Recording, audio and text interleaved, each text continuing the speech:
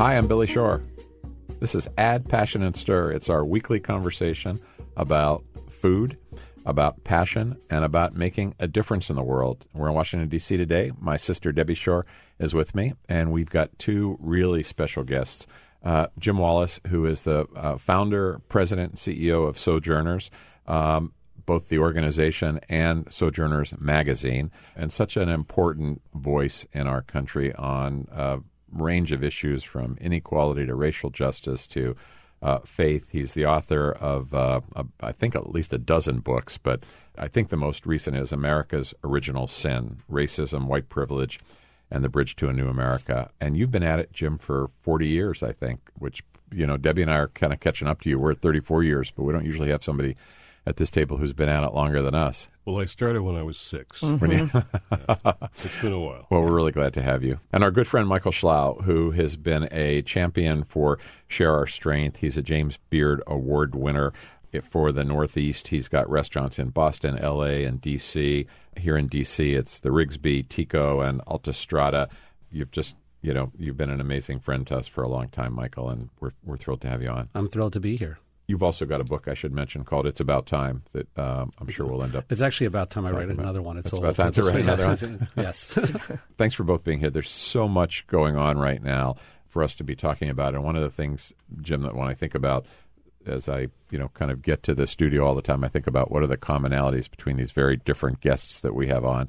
But one of the things that I've heard you talk about a lot, Jim, is the importance of ethics in business, the importance of purpose beyond profit. That's a theme that I think you've developed over time, but it also, I think, fits for somebody like Michael, who's been so engaged in the community. But let's start just by talking about where you are now in this evolution of 40 years being a voice for faith, social justice, anti-poverty work.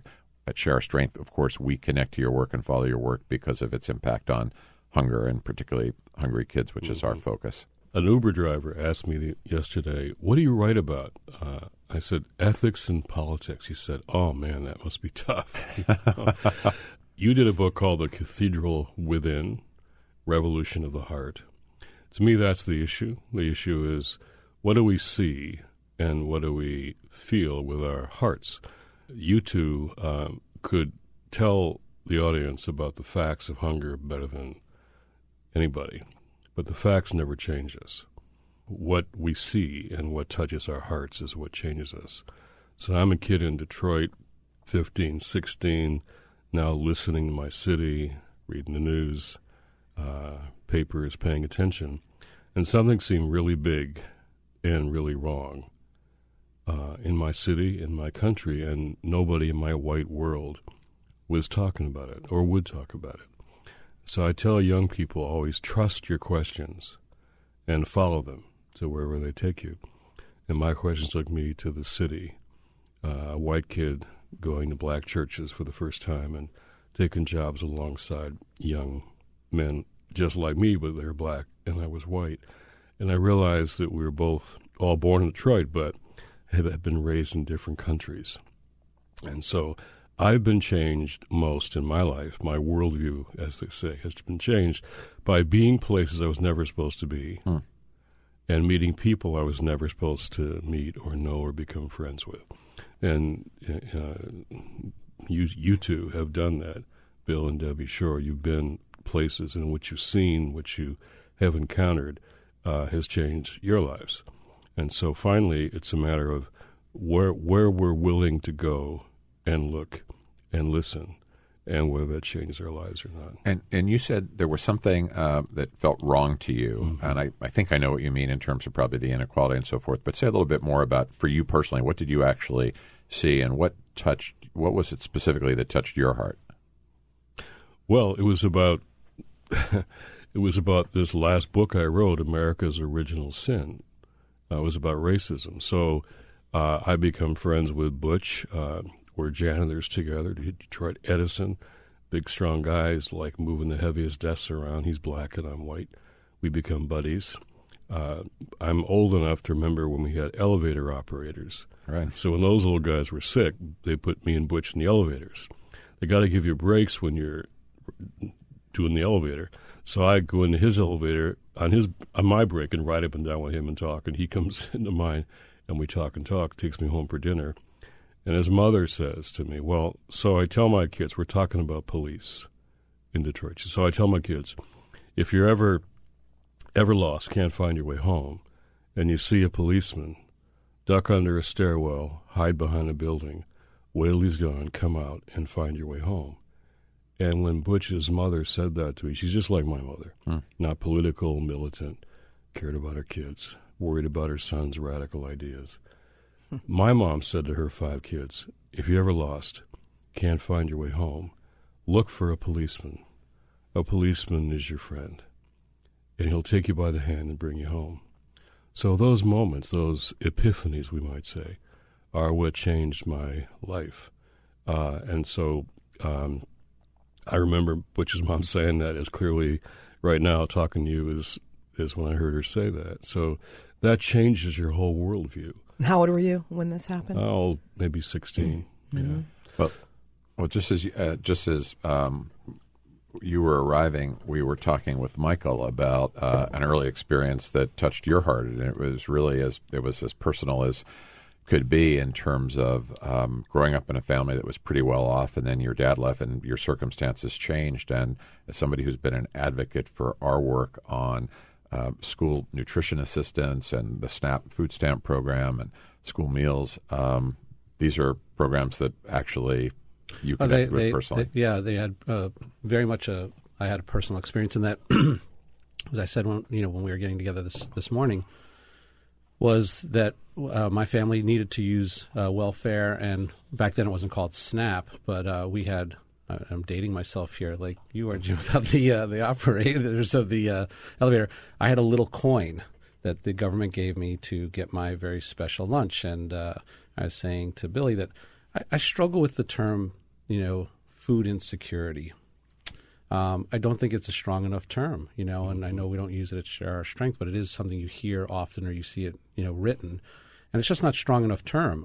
I was hungry. I wasn't insecure. I was hungry. And the notion of, like, whether it's breakfast after the bell or, for some kids like myself, my mom had gone to work.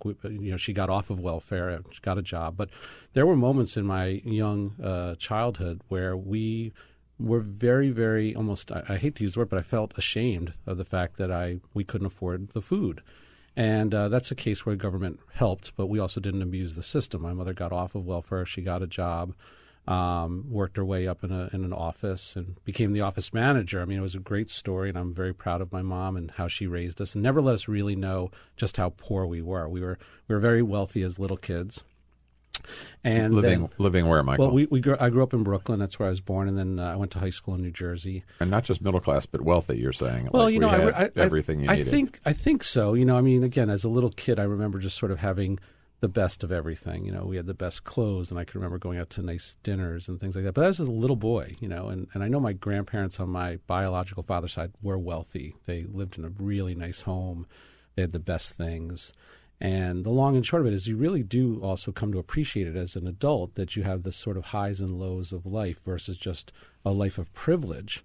And it's funny that what you're talking about, the dinner table when you went to your friend's house. That is where you see both the commonalities and the differences of how people are raised. And I can remember going to my friend's house, even though there were times where we didn't have a lot of money. My mom always put good food on the table. It tasted good. It always tasted really good, even if it wasn't an expensive item. My mom was and still is a really good cook. But I would go to my friend's house sometimes, and you get like the box of, and I'm not discounting how delicious it is, but we get like a box of Entenmann's, chocolate cake for dessert at my friend's house. My mother would never do that. She'd make the cake, Mm-hmm. And but at the same time, the idea of being around the table, breaking bread together.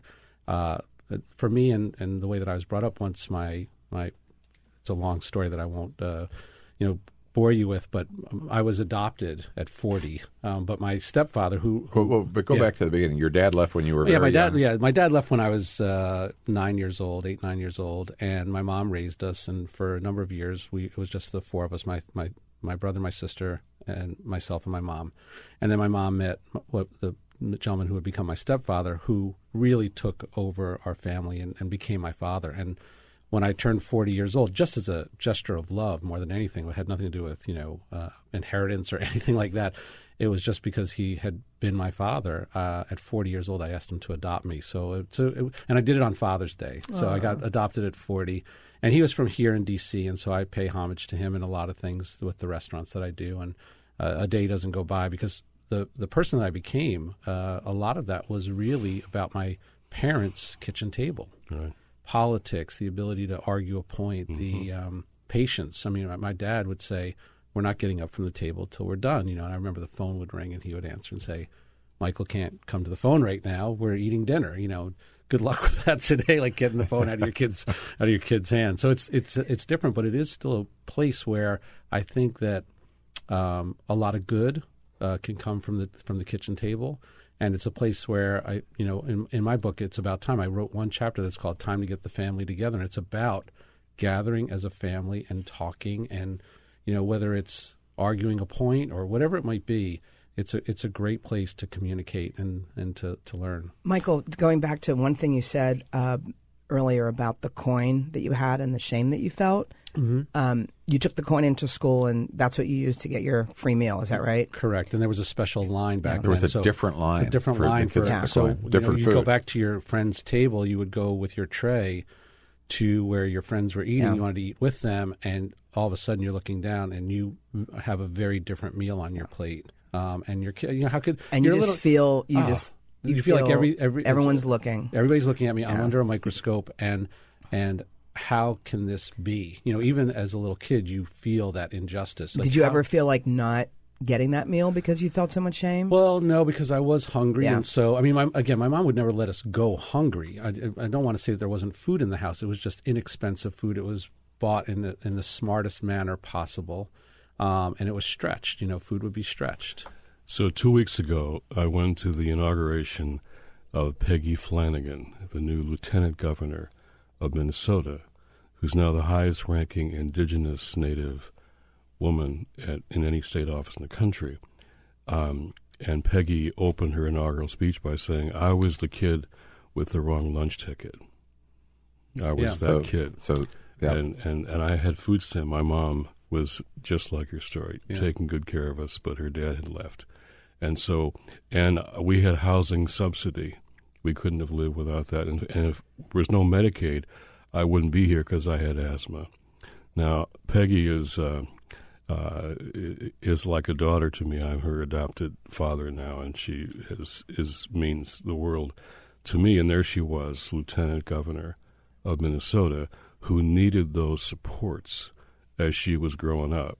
And she gave us this powerful, in fact, it's my column this week in Sojourners. Her speech is a powerful notion of someone who needed SNAP, food stamps, and now she's at the table with the governor, Tim Walz, who wants to govern with her and bring voices to the table that are almost never there. People most impacted by our programs are never at the decision-making table. Now she is, and she's going to bring lots of other voices. It's such an important story, what you just told, for people to understand that when people are nourished, whether it's through food stamps temporarily, right, because it's almost always, temporarily, right? It's not years and years and years. People typically move through the system, and when they end up to be, writers and doctors and political leaders and athletes and everything else. And chefs. People need to and chefs. Right. And chefs. No, thank you. People need to hear that because it shows the positive side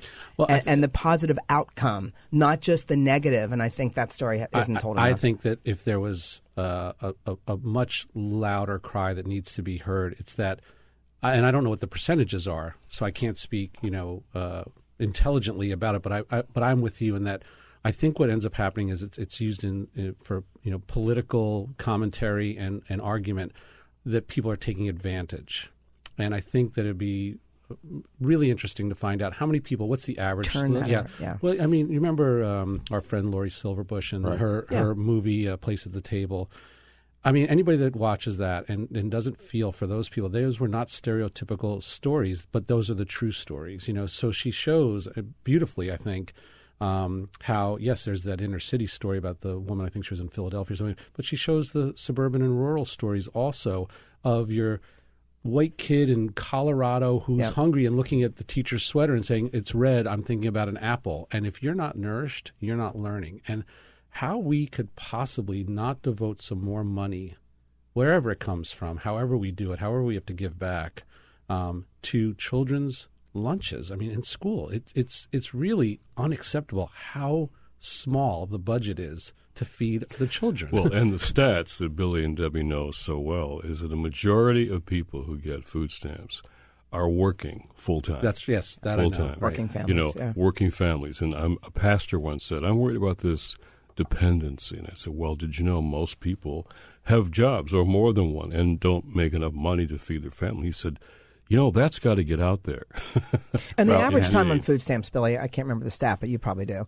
But the average time that a family is on food stamps It's is something like 9 months. That's what I thought. it's it was. relatively- Most it's not even a families. year. Yeah. For most families. Right. But, so half the Americans who are on food stamps are children. That's right. Of the remaining half, about half of those are disabled or elderly. So, and then we're talking about this relatively smaller portion, the majority of whom are working, The families as you who are say, on Jim. it have a job. Yeah.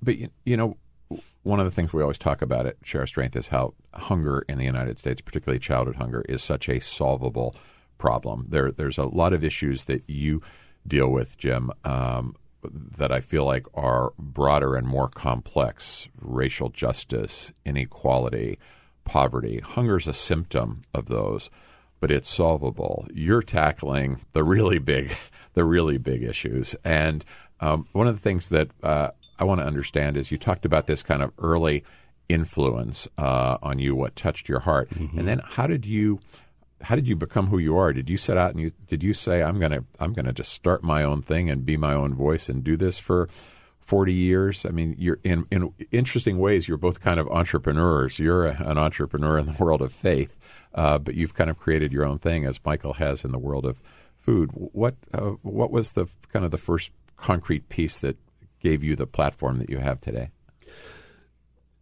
Coming home from some of those nights, like with Butch and his mom, who talked to me about what she says to her kids about the police. I remember I had a talk with one of the elders in my church, and this guy looked at me and said, Jim, you have to understand, Christianity has nothing to do with racism. That's political, and our faith is personal.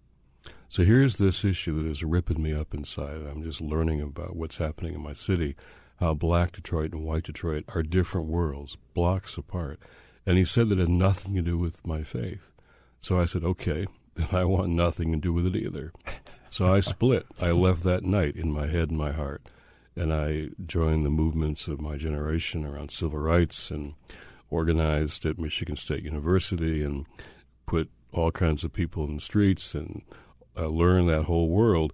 But finally, there was a biblical text that I went back to, probably because I never quite got shed of Jesus, I guess, even though the church kicked me out. And so after a lot of organizing, we shut down all universities in 1970. And I found this text in Matthew 25. I call it the "It Was Me" text. And Jesus says, I was hungry.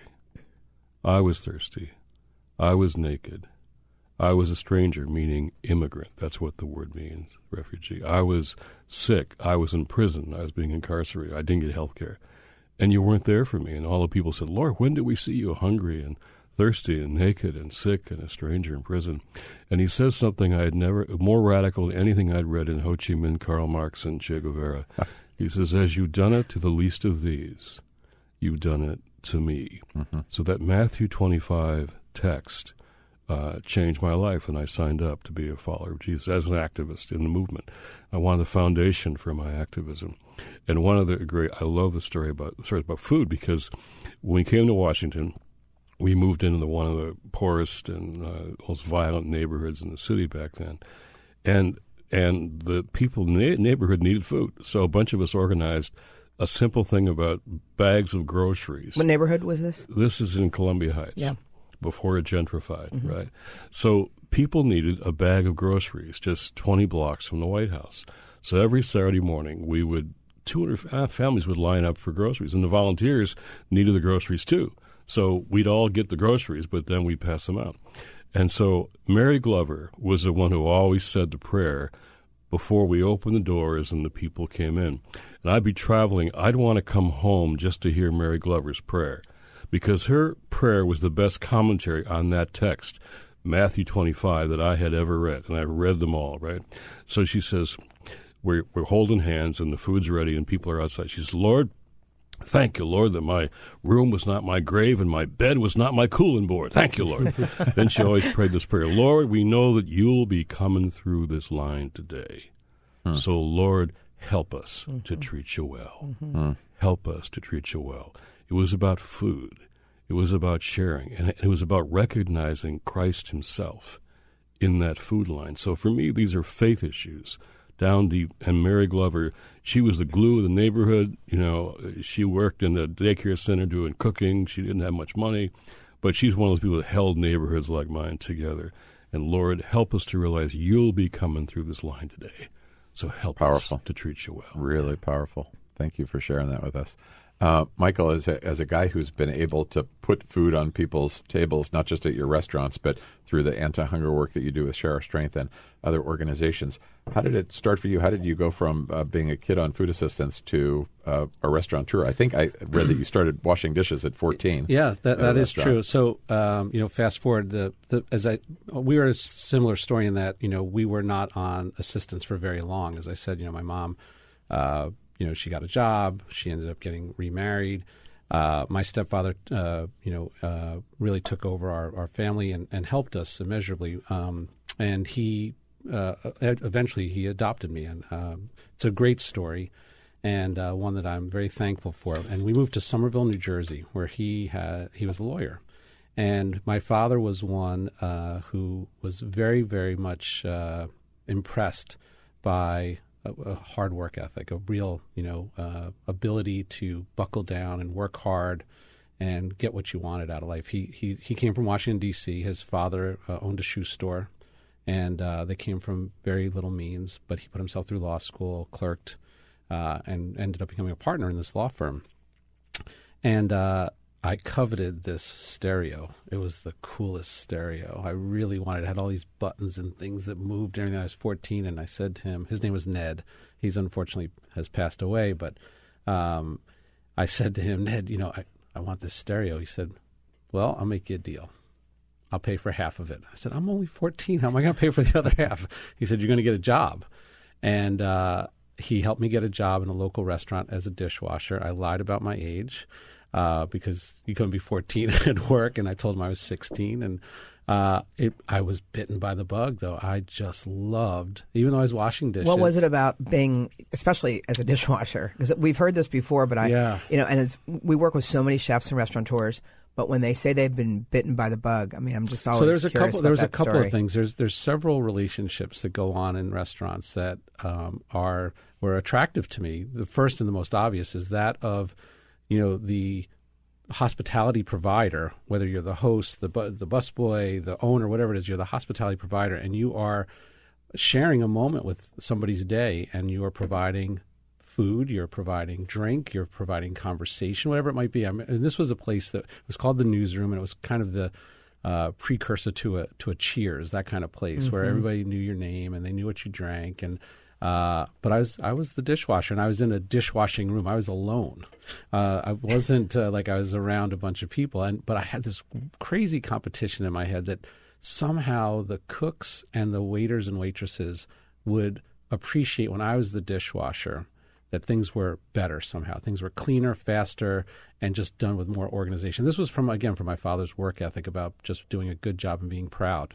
And that ended up so the part of this was the relationship between the hospitality provider and the guest, but the second part was the interaction between the hospitality providers and the cooks. And there was this camaraderie that I just loved. There was this family within a family, and so you were in the right place. Yeah, that has to happen. Don't get me wrong. There was cursing and yelling and fighting and sure. Dating and breaking up. Yeah. So, the cook was going out with the waitress and they would fight. But it still was a real family. Yeah. And I loved it. And at the end of the night, when I would be putting away like the last glasses, and I could remember this like it was yesterday, just like you remember your friend's mom's voice, coming out with the last glasses of the night, putting them back at the bar, and the bartender's bow tie is sort of off. They're counting piles of money. I'm making back then I think $3 an hour, and they would say, "Hey, kid, you want to pour us a beer?" And I get to pull a draft beer from them. And I thought I was the coolest kid. Very that exciting. I was behind the bar pouring the bartenders a drink. And I stayed at that restaurant through high school, and they helped me get into culinary school. After I went to college, I went to culinary Where'd school. you go to culinary school? To the Academy of Culinary Arts in Mays Landing, New Jersey, where I actually met once. Donald Trump came to our school. That's another story. and that was, And the school survived it? I think it's still there, but it definitely was an interesting experience. And but there was something about that interaction. I always loved food, and I always watched, even though I was a jock, I was really good at sports when I was a kid.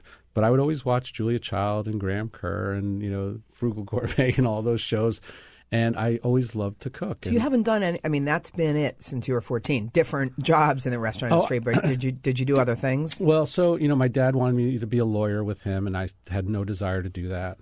I toyed with ideas of going into acting or something else, or I didn't know what else I wanted to do. I knew that this was what I wanted. When I went to culinary school, that very first day, even though I was not the best cook by any stretch, even though I had just a tiny, tiny bit of experience. And I'll share a story with you in a second about commencement speech that's very funny.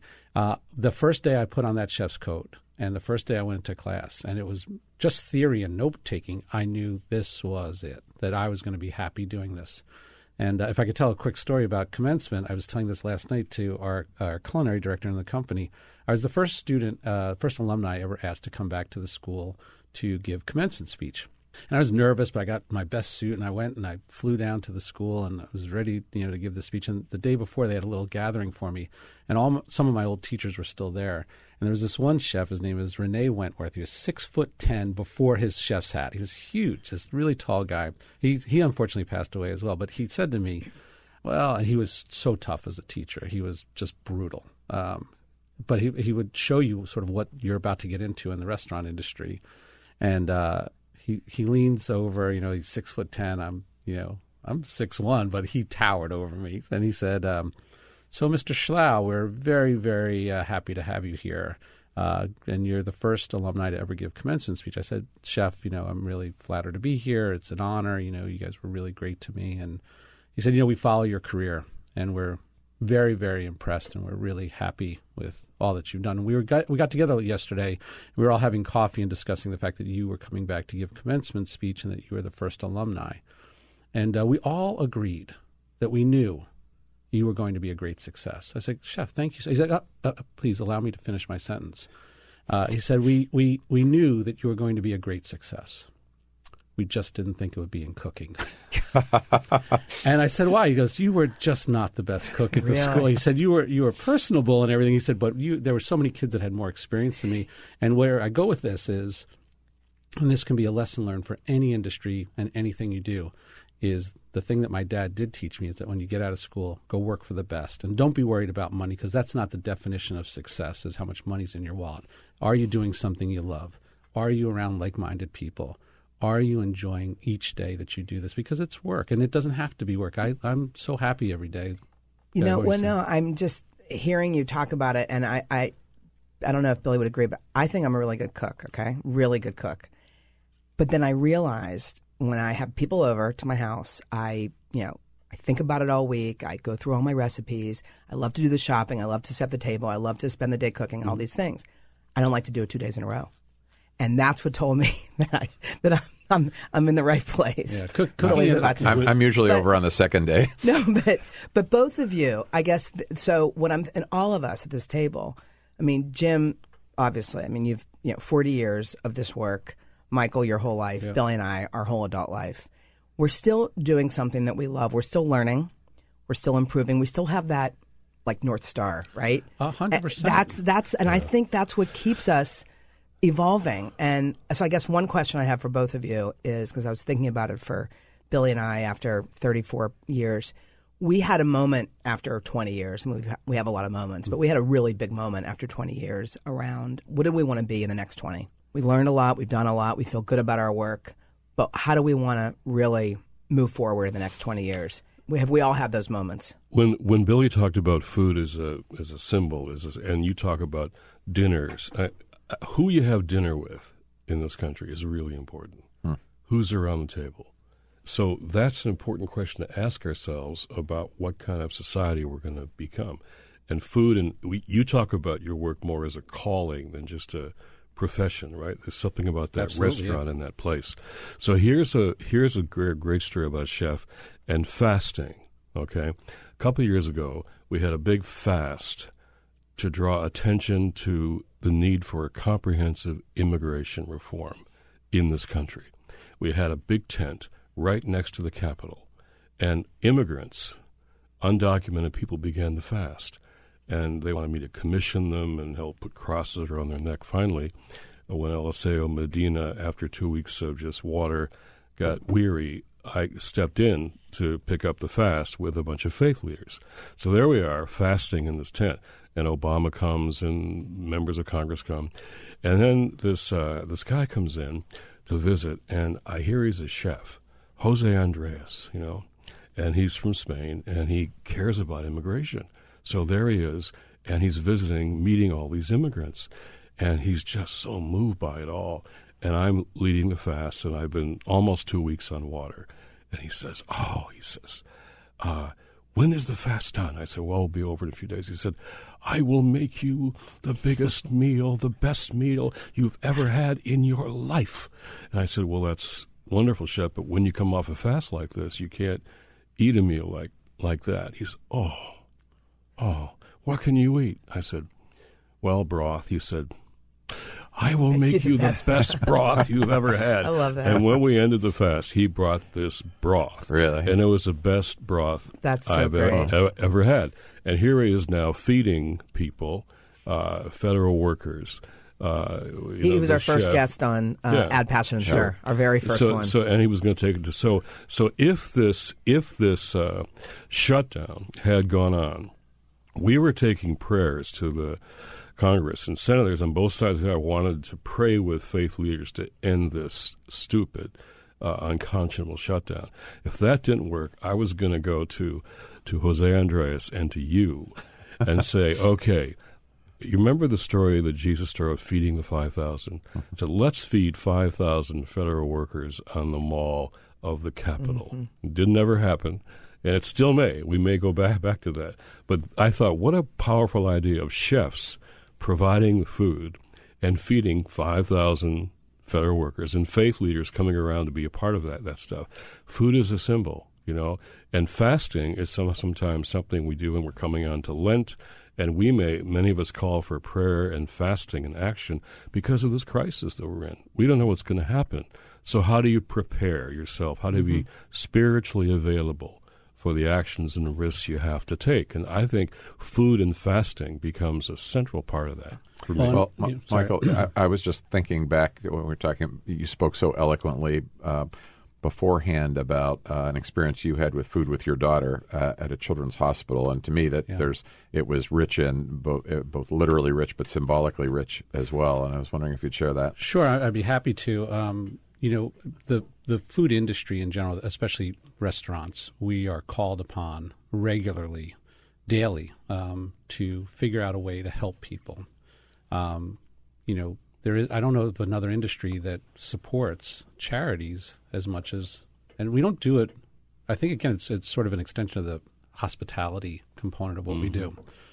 But when it hits home, it's even that much more impactful and that much more personal.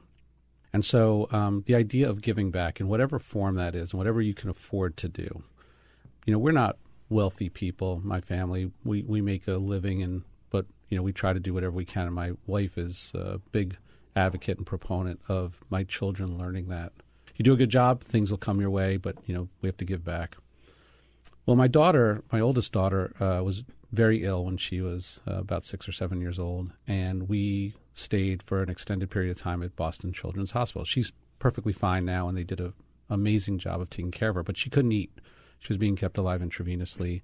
We were there for quite a while. So two things that had happened during that time was, one is I think she was truly appreciative of the care she was getting, and my wife sat vigil, bedside for all the weeks that we were there. And there was no food really that she wanted to eat. She was, as I said, she was being kept going intravenously. But she would say, "But I want to smell it, or I want to look at it, I want to taste it. I might spit it out." And so I would make her whatever she wanted. I'd go back to the restaurants or home and make her whatever she wanted and bring it back. And she couldn't eat it.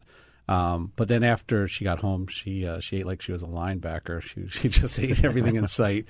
But as a way of giving back, I got together with some of the powers that be at the hospital. We did a few huge fundraisers. They were very, very expensive. They were $5,000 a plate. We brought the big movers and shakers of Boston and sold out these events where we were able to raise a lot of money to create basically like a little food hall in the hospital. So you can go get a salad, you get a smoothie, you can get a pizza, whatever it might be. But we also created a chef's playground, a demo kitchen. And the idea was that for the parents that are stuck bedside with their kids, wanting to sit vigil, wanting to be there for every action, every movement, give them just a few hours of normalcy. And so what we did is we created this program where the parents, we give them a beeper. God forbid something happens to their child while they're downstairs with us. We beep them and they would come right back up to the room. But my daughter and I, the other night, fed 25 parents a 5-course dinner with a little cooking show and demo. And you saw their faces when they walked in, and I remember feeling exactly the way they looked, which was a bit ashen, a bit in shock that they were there and the circumstances of here you had this perfectly normal, healthy child, and now you're living in a hospital. And how can we turn their day around for just a little bit? So my daughter walks in, and she had just come from a basketball game, and the whole idea was to show them that they were in the best place possible and that their child would hopefully be okay, and that they would share a story like this. And the idea of giving back, well, at the end of the event, my daughter was very animated. She was mic'd, so she could talk to the parents, and there was a speaker system that we've created there and everything. But at the end of the dinner, the most poignant moment and the most touching moment was a little girl comes up to the stand where we're doing our demo, the demo kitchen. Little African American girl, in a hospital gown. She's got a cap on. She's got some sort of breathing apparatus up her nose, and she could barely talk. And I think she was a burn victim because I saw she was really struggling. I could see her hands. And anyway, she, in her little whisper of a voice, she said, "Well, what are you making?" And we said, "Well, we're about to make dessert," and her eyes lit up. And my daughter, just on cue, just knew it was her moment. And she sort of left the little stage and went and took the girl by the hand and made her dessert and then sat with her for the rest of the dinner instead of finishing it with me. And all the parents were watching this and just, crying that my daughter would think like this. But we got in the car and I said to her, "Well, what'd you think?" She said, "I want to do that every month." And that so was like, sweet. for me, really beautiful that she wanted to do it again. And it just made her feel good. She knew that hospital took good care of her, but also that she could do something for those parents and make them feel good for a few hours. And by the end of that dinner, the parents had a smile on their face. They were laughing with each other. They all agreed to meet each other on the floor. They didn't know each other before this. This was an opportunity for them to be able to share a meal together. You talk about the importance of the table. So as we're feeding them, they're also telling each other their stories about what they're going through together, and now they're a support system for each other. It was beautiful. See, that's such a great story, and Billy and Debbie could tell all kind of stories about dinners they've had or meals that have changed things. That's why I want to ask who we're having dinner with. Yes. When you talked about who was there, that's a life-changing moment. Yeah. But who we're having dinner with is part of our problem in our racialized geography in this country, which is not accidental. It's purposeful. So you once, I'm told, had a 92-mile-an-hour fastball. I did. Yeah. I don't have it anymore. I was a Little League baseball coach for a long time. Both my boys, one's playing college baseball, the other one's going to. And so dinner tables. Our house was the clubhouse, When I see dads, but even more moms, talk to each other about their hopes and dreams and fears for their children, it's the most bonding thing. And but also, that doesn't happen across racial lines in this country. Well, it doesn't, but also isn't it important, like I know at our house, especially when we moved to Somerville, New Jersey, our house was that house that was always open to everyone. So if I just walked in with one of my teammates, for example, they were always welcome at the dinner table, always. Right. And my mother just felt, and my dad felt that an open house was an important component of the community, that You're not supposed to be, and I hate to use the term, but building walls right now. And instead it's supposed to be open doors. Exactly. So while we're working on lots of things, mass incarceration, racialized policing, voting rights, all of those things. In this conversation, it shows again how that dinner table, who you share food with, who you share your lives with, who you share your hopes and dreams for your kids with. 75% of white Americans in this country today have not one significant relationship with a person or family of color in their social circle. Mm-hmm. And when moms and dads talk about their kids, it's deeply bonding. So while I want to change these policies that are so destructive, but I think we've got to start having dinner together and hearing about our hopes and dreams for our kids. That's the bonding that will make what this new America is going to become. Right now, the soul of America is at stake in this crisis. And I say the integrity of faith. Jesus had dinner all the time, Last Supper. Things at the table that happen to people are profoundly life-changing. So who are we having dinner with becomes the question. How do we so someone's listening to this conversation and they're like, man, Jim Wallis is right.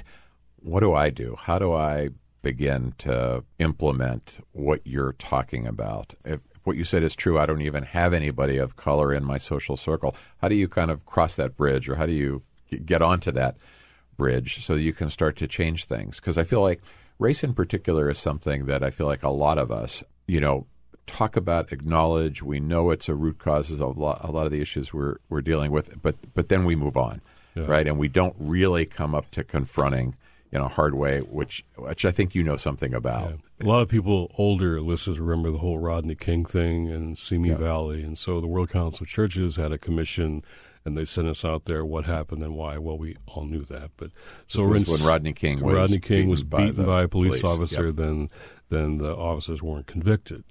So in Simi Valley, we visited, there's 2 Methodist churches, one black and one white. Now, Simi Valley, they're both affluent, both Methodist. They had never met and never talked. We got them together for a conversation. And a black mother says, my son is a Los Angeles Police Department officer. He's in the LAPD. And I get so scared when he takes off that uniform and goes undercover. And this white mother across the room says, I've got a son the same age as yours. I can imagine how much you would be afraid, because when it was uniform and there'd be those gangs. And the black mother says, no, it isn't the gangs I'm afraid of. It's the white LAPD officers who see my son now as a young black man with no police uniform on. And this white mother you could see she was astonished. She'd never heard anything like that before, that she was afraid for her son's welfare because of white LAPD officers who would treat him like a young black man now. And I was watching to see if the white mother would believe the testimony of the black mother. Mm-hmm. And I watched her, and bless her heart, she did.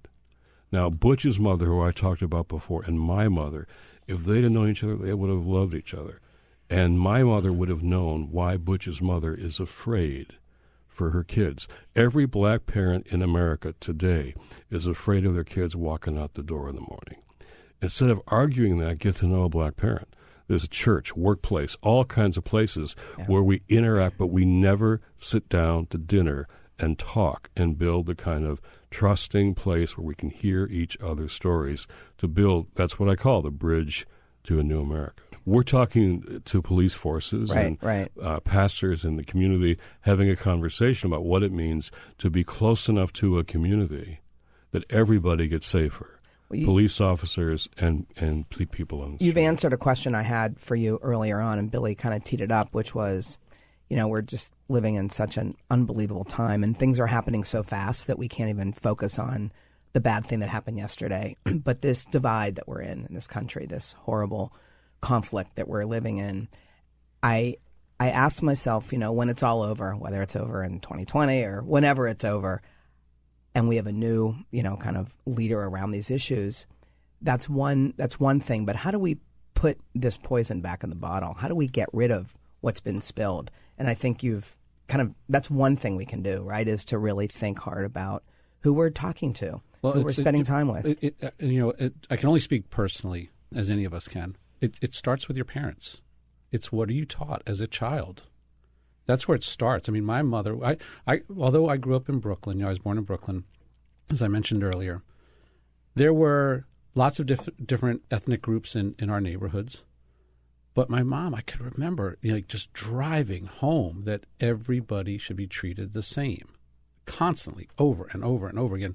I was never allowed to use any sort of derogatory terms about somebody that was different because of their race or their religion, ever. It just wasn't tolerated, let alone, and I'm as old as everybody else at the table, and I mean, especially about like what their sexual preference might have been. We were never allowed to judge somebody on their personal preferences or their race or their skin color, nothing. And to this day, I'm very, I would consider myself to be incredibly open-minded. I work in a business where I am around every type of person you could imagine. And they're all into different stuff on their personal lives, but at work we come back and we have a common cause and a common purpose, and that's to take care of each other. In my company, we have a saying that we're not just here to take care of the guests, we're here to take care of each other. When God forbid, when somebody has a crisis in their family, in our restaurant family comes to each other's aid. And we do it for other restaurant groups too. In Boston right now, where I make my home, terrible story where a young dad he was a bartender, everybody loved him. He passed away unexpectedly. He was sick. He got sick very quickly. The whole community has come behind him. They're raising money for his family. The whole restaurant community has come out. And he wasn't some, white kid from the suburbs. He was an immigrant who moved here and, has given joy to other people. And so everybody has come out for his support. And they knew him. And I think that's the key, because they actually have spent time together. We were raised, I think, in the same way, but we also were able to see real examples of it in our house. But if you have a closed-minded parent that then sells that evil, closed-minded approach to their kids, that kid's going to do the same thing. Sure. It's going to be very hard for them to break that. And so those kind of relationships, taking care of each other, we call it the common good, is critical. Then you got to get to the how this is systemic and structural. My parents were just like yours. Never any toleration of racial jokes, okay? But my dad came back from World War II as a naval officer and got what all the GIs like him got: a GI Bill, free education, an FHA loan for a house. When your government provides an education and a house, you're middle class. None of the black sailors on my dad's ship, no black GIs got the GI loan. I know, isn't that remarkable? FHA. We just talked about the GI Bill yesterday. That's structural. That's structural. Yeah. Right. And so my neighborhood was all GIs, white GIs, heading up 3-bedroom And ranch plays out for houses. decades, by the way. Plays out for decades. Right? Has repercussions So for a long we time. are systemically divided from each other. So how do we get past those systems and change the policies that create that, so we can have that feeling in a restaurant or around a dinner table or a baseball team? I could tell you stories about some team member or their parent. And our house is the clubhouse, like your house was, where everyone gathers all the time. But if you're not in places where you know each other's stories, Right. Why doesn't Jamal get the job and Harry does? Because of his name, right?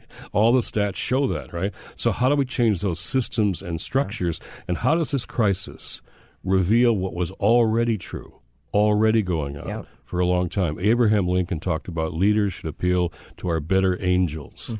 But this president appeals to our worst demons.